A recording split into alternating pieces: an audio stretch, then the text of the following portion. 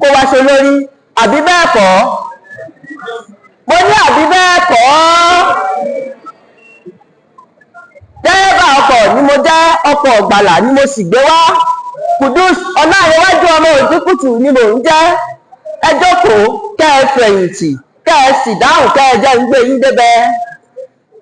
Ẹ lo okùn ààbò kó lè dandan nítorí tá a bá fẹ́ yà fún kòtò ká má bàa ṣẹ́ dígbára àti ẹ̀dúpẹ́ fọlọ́run pépè jùlẹ́kí níbí gbogbo ọ̀nà yín ló tẹ́ fẹ́ẹ́rẹ́rẹ́.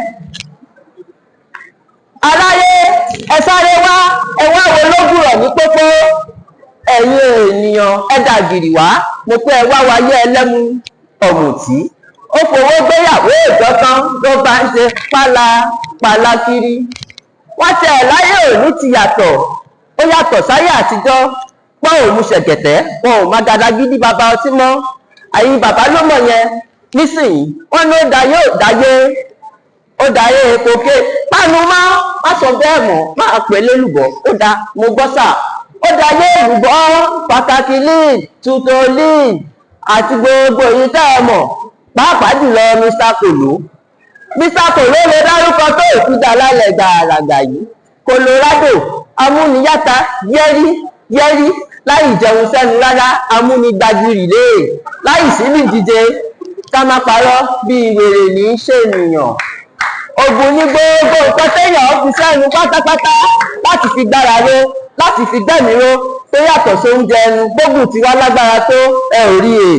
Bí dókítà bá kọ òògùn ọ̀fìnkì ìyẹn kàtá fúnyàn lásán, téèyàn bá lòdù ó di kó máa fàkùnrùn bí ikun, kó máa wò bọ̀ bí ewúrẹ́. Èwo ló wá da nínú méjèèjì?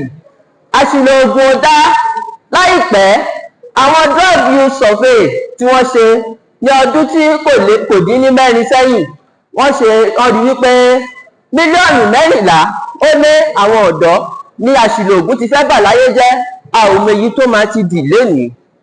Ìyẹn mo ṣe ń pè yín wípé bí wọ́n ò ṣe é, ó bá yàn wọ́n tó ń ṣe àpé káà bá wọn dẹ́kun rẹ̀ káyé rójú, kíwé aláṣọ wọn dínkù ní pópó, kí gbogbo wa kájọ fàlàáfíà lò gbà.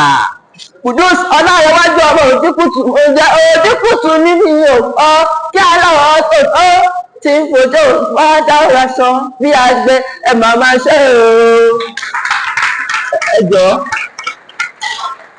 mo dúpẹ́ lọ́wọ́ yín gidi gan. Mo ń ṣe àwọn project méjì kan lọ́wọ́, ìyẹn ni igba òwe. Mo máa pa igba òwe fún igba ọjọ́. Mo dẹ̀ ti bẹ̀rẹ̀ láti February 1, ó máa parí ní August 19. Ẹ lè rí mi ní Instagram Baba Owe Official, ẹ lè rí mi ní TikTok. Mo dẹ̀ wà open fún àwọn program báyìí náà láti dára wa lẹ́kọ̀ọ́. Èdè Yorùbá kò gbọdọ̀ tọwọ́ èmi àti ìparun. Gbogbo ọmọ Yorùbá la máa kọ́ ní Yorùbá padà. Ẹ ṣé, mo dúpẹ́.